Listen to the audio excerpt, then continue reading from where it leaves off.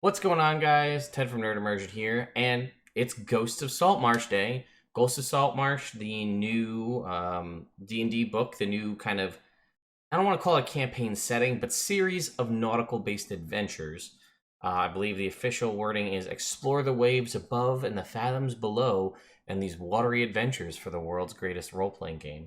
Has released. It is available everywhere right now. You can get it through Amazon. I even saw copies at a Barnes & Noble this morning. So it's not just at your friendly local game store.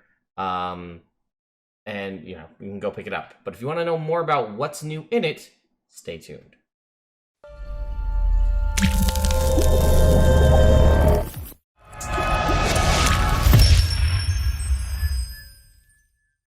All right, so I do have a physical copy of the book. They were nice enough to provide them to us at D&D Live 2019. But I'm going to go through it here on D&D Beyond real quick. So what I'm going to do is go over just the high-level overview of the book itself, and then I will do smaller targeted videos covering what's new in specific areas. So normally when I do one of these what's new videos, or the way I had done them when they first came out, when the books were all new, was I would sit here and flip through a physical book, and I would literally read to you from the book, and no one likes that. And maybe you do. Let me know in the comments down below. But now that I have D&D Beyond, I can show you it visually, and we'll target it, right? We'll go over the specific things. We'll do a video on monsters and NPCs, a video on magic items, a video on ship mechanics, that kind of stuff. So let's go ahead and take a look. Right here, I should turn off the chat stuff that I have here. That's not what I want to do. That's what I want to turn off. So if you look right here, you can see here it is on D&D Beyond. Here's a disclaimer, right? Which is the most important part of every book. After battling dragons, elemental cultists, vampires, demons, and giants, you deserve a relaxing ocean cruise. Please keep all vital limbs well within the ship's confines. We are not responsible for valuables, hit points, or lives lost during your voyage. In fact, perhaps you prefer a more relaxing vacation option. Can we suggest a trip to the Nine Hells? They're quite balmy this time of year. Clearly, that's an allusion to Descent into Avernus, the new campaign that was just announced at D&D Live 2019. I'll be doing more videos kind of covering that and exactly what that all means in the future. And there is kind of content already out there for you to check out. But we're here talking about Ghosts of Saltmarsh. So you can see right here, Saltmarsh, Chapter 1 is Saltmarsh, the city. And then you can see here there is 1, 2, 3, 4, 5, 6, 7 adventures. The way I can describe this to you is if you're familiar with Tales from the Yawning Portal, that book, which was not a campaign setting, but a series of dungeons, was Tales from the Yawning Portal. This is a series of nautical adventures, and the first chapter in Tales from the Yawning Portal was about the Yawning Portal Tavern itself, and then each subsequent chapter was a different dungeon in a different part of the world, and those were specifically based on other famous D&D dungeons, and this is kind of based off of famous nautical things and things related to Saltmarsh from Greyhawk. And then we also have, again, Appendix A. If you recall, there was a nautical or a ship-based combat Unearthed Arcana. This is the improved, finalized version of that with a lot of really cool stuff. There actually are some adventures here, right? So these are like basically mysterious islands. All these are like wrecked ships, which are their own sort of mini adventure. There's a list of encounters and then like some really badass ship upgrades, which we'll go into this in a wholly separate video. Not a ton of new magic items. I think there's like 6, and none of them are really crazy, like things that I would love to have in a game. They're like okay, and some of them have attunement, and like the common one is just weird. And there is some pretty nice new monster options for you out there, from things like straight up beast monsters, so things that your Beastmaster Ranger or your Druid could turn into. And then some just cool things that a lot of us have homebrewed in the past, like a baby Kraken and things like that. So I'm not going to really dive into the adventures specifically, and this was going to kind of be a short video overall. But if you would like me to delve further into and make a video basically on each chapter and sort of an overview of each adventure, let me know in the comments and I will do that. Right now, what I'm planning to do is do a quick run through of Chapter 1 about Saltmarsh itself, and then a separate video on Appendix A, a separate video on Appendix B, and a separate video on Appendix C. That is my current plan. Again, when I do those videos, and even kind of to an extent, well, those videos specifically will be spoiler heavy because I'm going to, especially the magic items and the monsters, and I'll talk about more why I really like what they did in those appendices when we get there.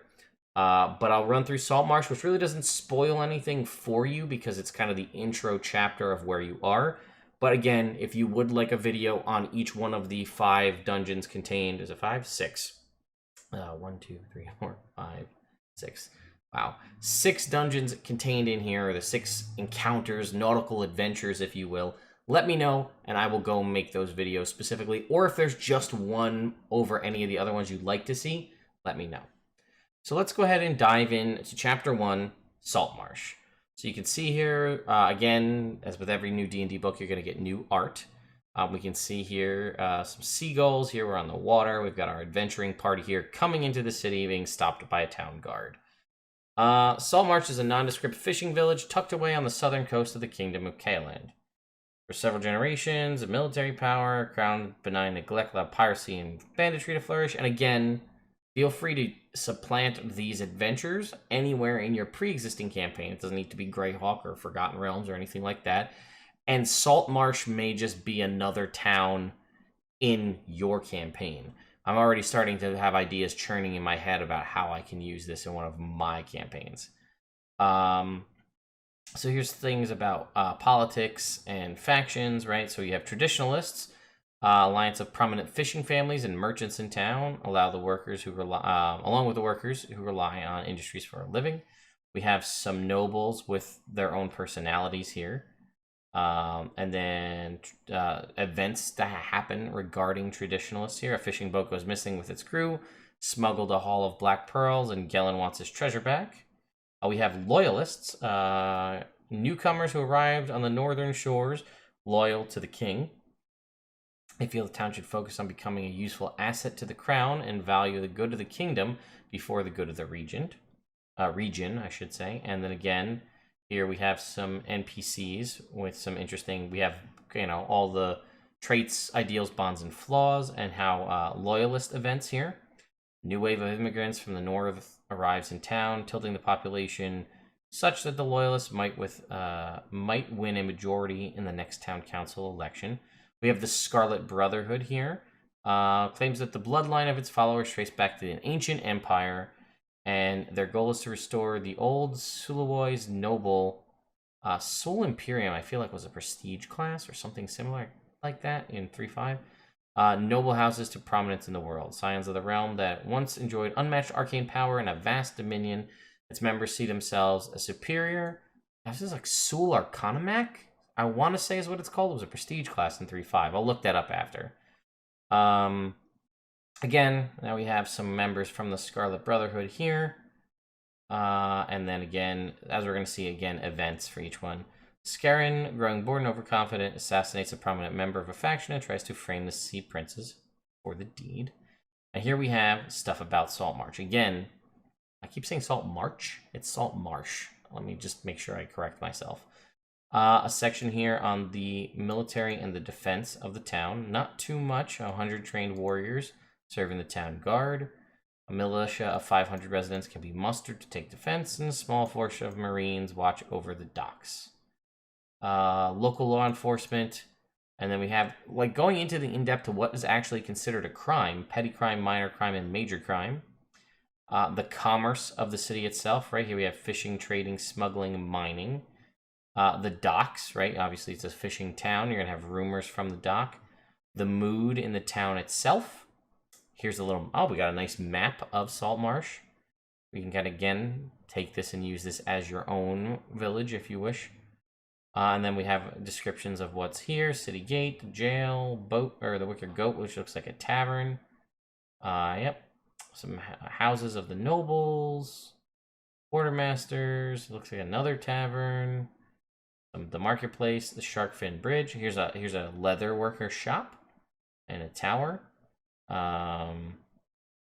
Another tavern, council hall, the market that changes weekly, the Dwarven Anvil, right? Here we go. We got a little blacksmithery, fishmonger, guild hall, carpenter guild hall, crabber's cove, the leap, which looks like just like a high stone peak. We've got a temple, right? We have, again, of Procan, so we're getting into more Greyhawkian stuff here. Saltmarsh Cemetery, some stores, Seagrove of Obad High, again, Greyhawk gods. For those of you unfamiliar with these gods that we're referencing, or that I'm referencing, these are gods of the world of Greyhawk, not the Forgotten Realms. Specific downtime activities related to Saltmarsh. I didn't really see anything that jumped out to me too differently. Maybe we have buying magic items, but the thought process is here. If you didn't want to go buy Xanathars, they're giving you what you need to run the adventure in the adventure. You'll see that with some of the monsters and NPCs as well. Carousing, selling items, doing some research, seeking employment or mercenary work, and then we move on to the region itself here. Right? So you can see there's a Sahuagin fortress, a drowned forest. Here's sort of the nearby areas. Here's Saltmarsh, right? And some other areas nearby around it. And we've got a little bit on the different roads leading out of Saltmarsh. Here's all these little points of interest here, right? Abbey Isle, the haunted house. Again, some more interesting art here. This is an abandoned house is the center of action in the sinister secret of Saltmarsh. So again, tied to adventures. Lizard Folk Lair, you can see some interesting, I guess, spoilers for the red text because that's going to give us some monsters that are around. The Wizard Xenopus, his tower. Geographic features is the word I'm trying to say. The Dreadwood, and random encounters that you can find within that area. The Drowned Forest, again, oddities contained within that forest. A lot of fungus and things living in there. Again, a lot of random encounter tables. That, again, feel free to use these in your own campaign, not necessarily tied to this. The Azure Sea, we have shipwrecks. Again, more random encounters. We've got a nice half-dragon veteran here. This Nasher encounter.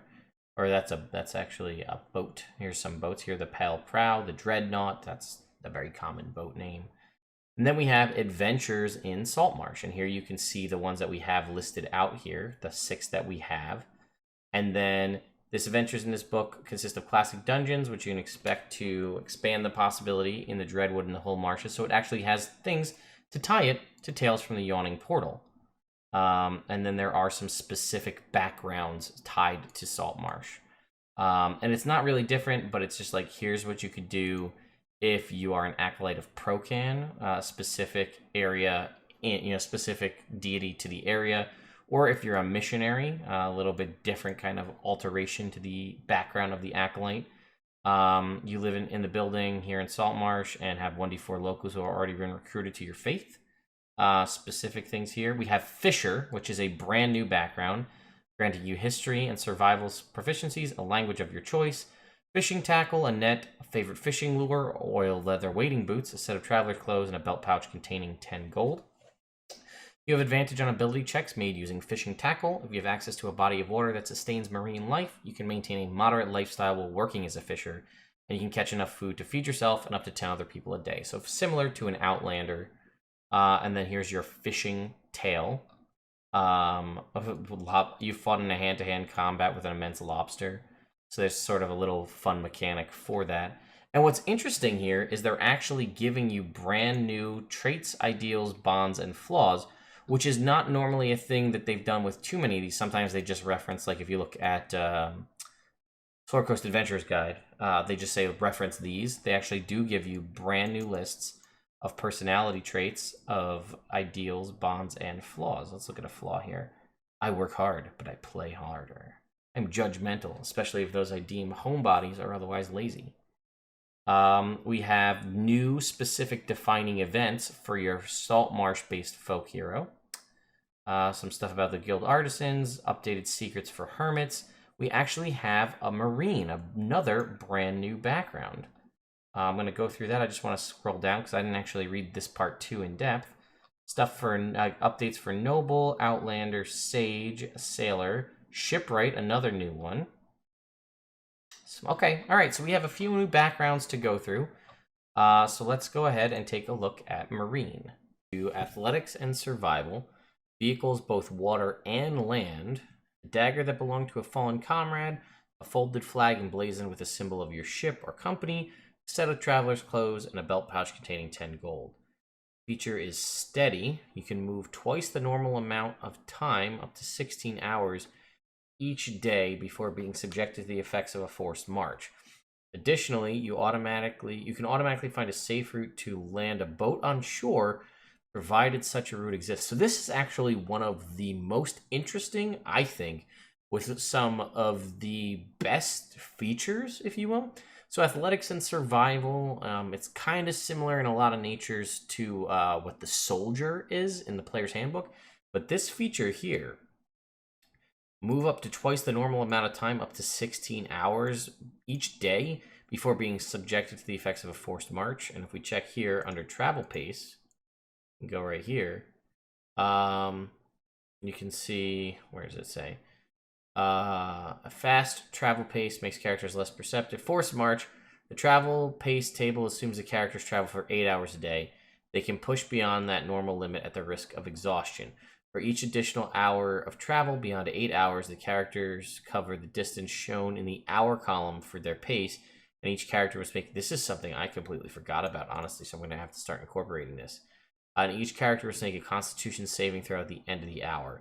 The DC is 10 plus 1 for each hour past 8 hours. On a failed saving throw, the character suffers 1 level of exhaustion. So that is something that I completely forgot about. But that means that you can go 16 hours of travel before you need to stop. And additionally, you can automatically find a safe route to land a boat on shore. That's fantastic, especially in a nautical adventure, but even in general, because you may come across a boat one way or another. Hardship that you endured in your past has forged you into an unstoppable living weapon. And you can see all these different ones. Let's check Juggernaut. No reasonable explanation can explain how you survived a particular battle. Every arrow and bolt missed you. You slew scores of enemies single-handedly and led your comrades to victory. And then we have our suggested, again, full set of traits, ideals, bonds, and flaws. When the season in my sight, my mood is jovial and optimistic. No injury or obstacle can turn me from my goal. I will finish the job. Periods between each one to punctuate it. I hold grudges and have difficulty forgiving others. They do seem to have mellowed these out a little bit, the flaws, to make them less so heavily specific, I feel like. I grow combative and unpredictable when I drink. Like, I don't know. I feel like they just read easier and they make more sense to me than the ones that were in the player's handbook originally. Again, like I said, for the noble, you can see we have a couple different origins. D6s, your family lost their holdings. In compensation, you have been given a writ by the crown to own a new barony. The trouble is, the land you were seated has been swallowed by the drowned forest. Outlander here, spent years shipwrecked on a desert isle. Finally, you recently picked up by passing ships. You were stranded after pirates attacked the ship you were aboard and killed everyone else. You survived by leaping overboard and swimming. And some new options here for the sage. Historical researcher and arcane seeker. It doesn't really seem like you're getting anything new. It's just flavor. Same thing with sailor, right?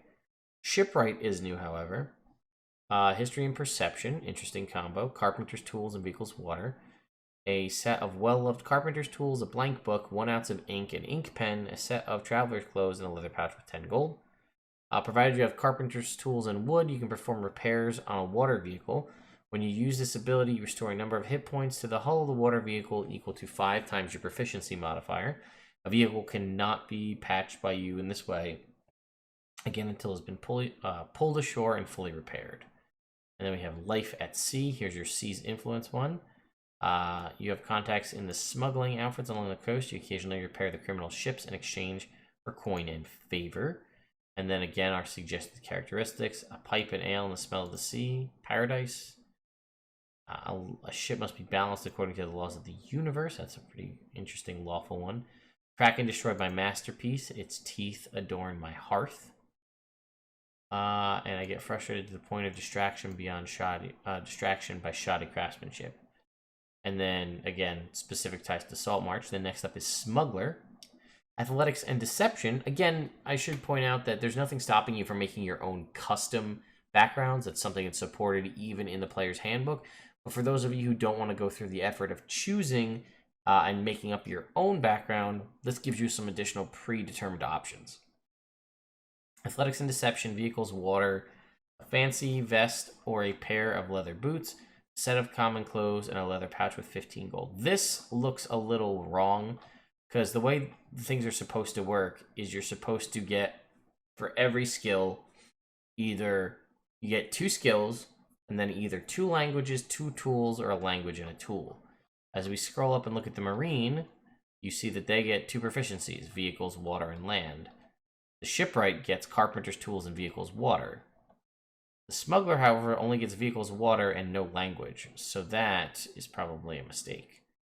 Down low is your feature, though. You are acquainted with a network of smugglers who are willing to help you out of tight situations. While in a particular town, city, or other similarly sized community, you and your companions can stay for free in safe houses. Safe houses provide a poor lifestyle. While staying there, you can choose to keep your presence and that of your companions a secret. What is your claim to fame? What's cart and sword? You drove a cart filled with stolen art through the middle of a battlefield while singing sea shanties to confuse the combatants. And then your characteristics: I never stop smiling. I'll do nearly anything if it means I turn a profit. After one last job, I'll retire from the business, and lying is reflexive, and I sometimes engage in it without realizing. Saltmarsh ties specifically, and then we have our soldier and our urchin, which don't have anything specific, but it's a little bit of flavor text here to help you make them more Saltmarshian, if you will. And that, folks, is basically my quick overview of all of Ghosts of Saltmarsh. We talked about the different categories, and we kind of went through Saltmarsh Chapter 1. And next up, we'll be doing an Appendix A of Ships and the Sea. So if that sounds interesting to you, please stop back in and check out the next video. After that, we'll be talking about magic items, and finally, we'll be ending with monsters and NPCs. Let me know what you think, guys, in the comments down below, and I'll see you next time.